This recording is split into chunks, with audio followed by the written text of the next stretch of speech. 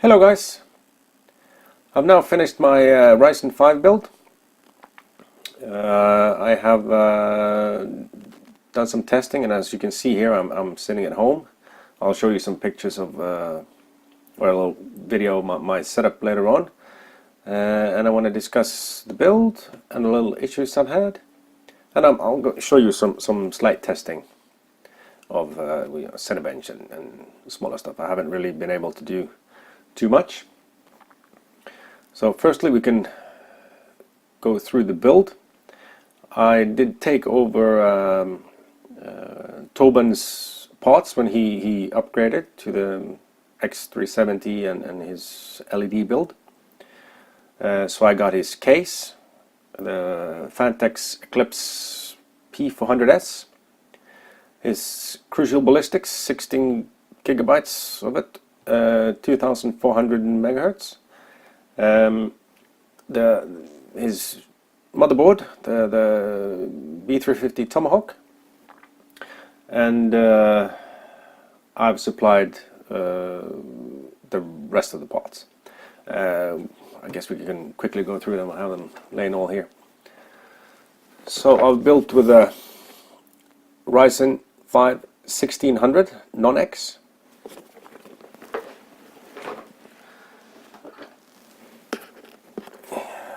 Cooler, the Gamax 400, which is a decent cooler. I'll get back to that. Not the included fan. The included fan was not very good.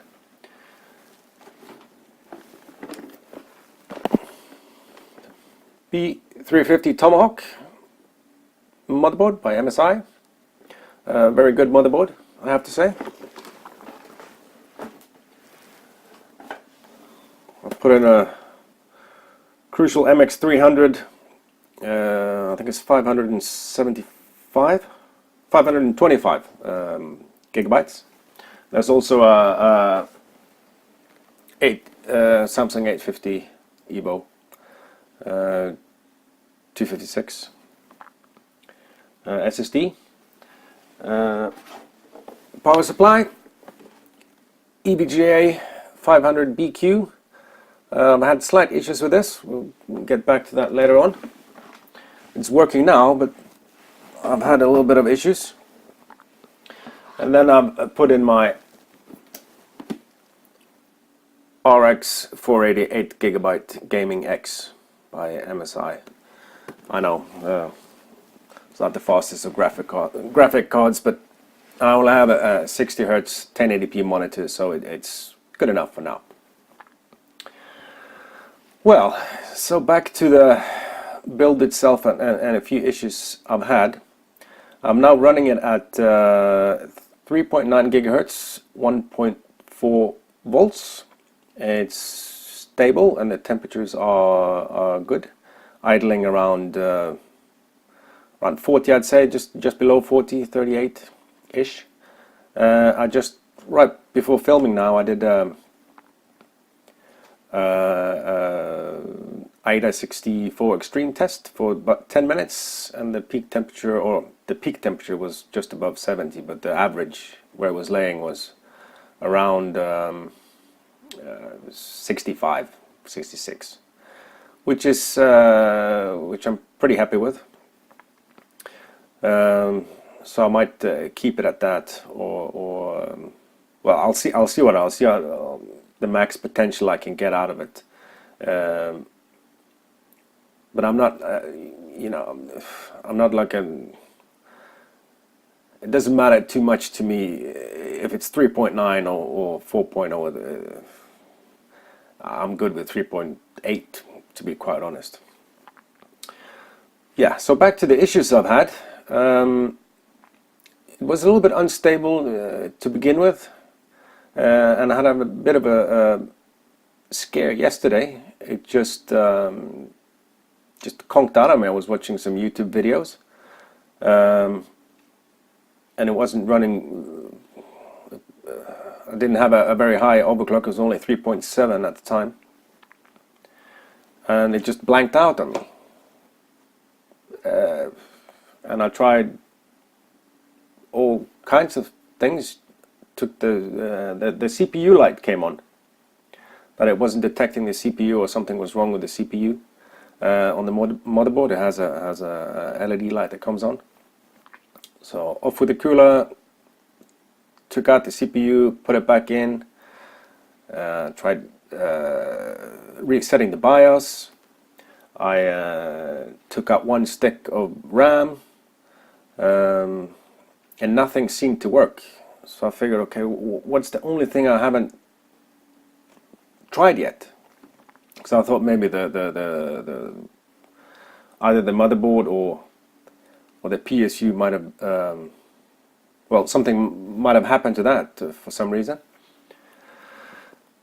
So I did try that earlier. Also, you disconnected the 8-pin and the PSU power on top of the motherboard, and I connected it again, same issue, and then I figured to myself, there seems to be something wrong here.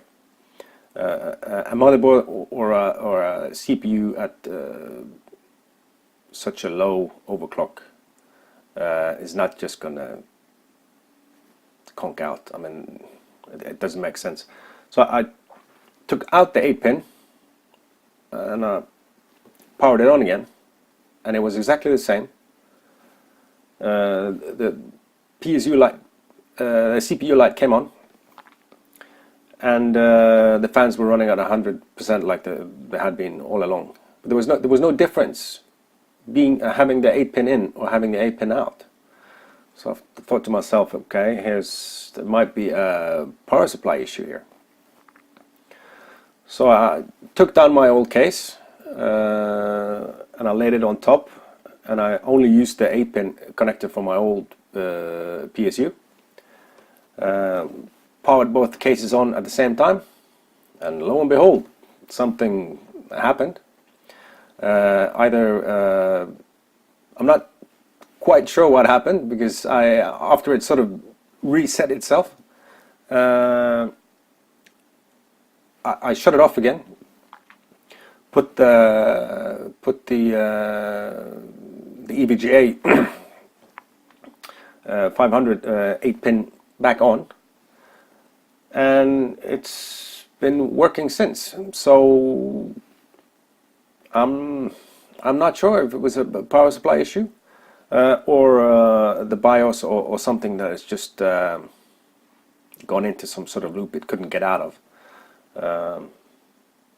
Yeah, so that's it for the build itself. I'm gonna film a little bit the setup here, and I'm gonna do some testing with a few just CPU-C and Cinebench, and see what scores I'm getting, and I'm getting basically the same as everybody else. And I do see that the recording software I use, which is the Power Director screen capture, screen recorder, does chow up a bit of resources. It drops almost 200 points on Cinebench. So I might just I'll use the screen recorder, but I'll also film one so you guys can see the difference, how much it's using. So that's it. That's my new build.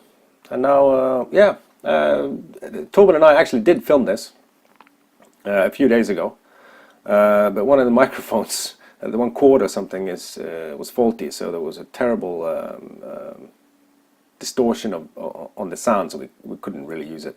But we did make a time lapse, because I did build it in the studio at his place.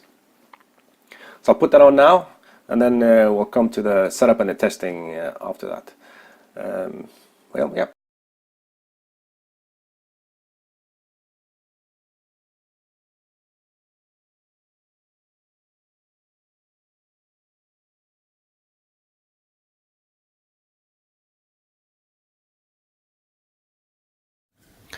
So here's my setup, guys. It's my IKEA Malm, I think it is, desk.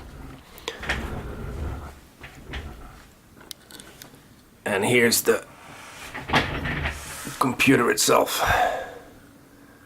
And as you can see, I put the Gamax 400 cooler in a push-pull configuration with two fractal design case fans actually. So I've had to go into the BIOS and use DC instead of PWM for the fan control. But it's working very nicely now after the issues we discussed earlier. Well, I'm trying to hold this as steady as I can. I'll run the Cinebench through the camera.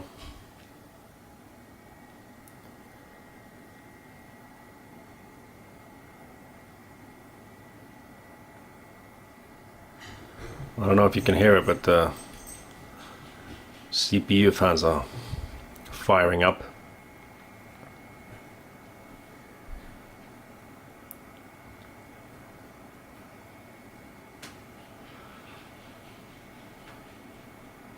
Almost there. Let's see.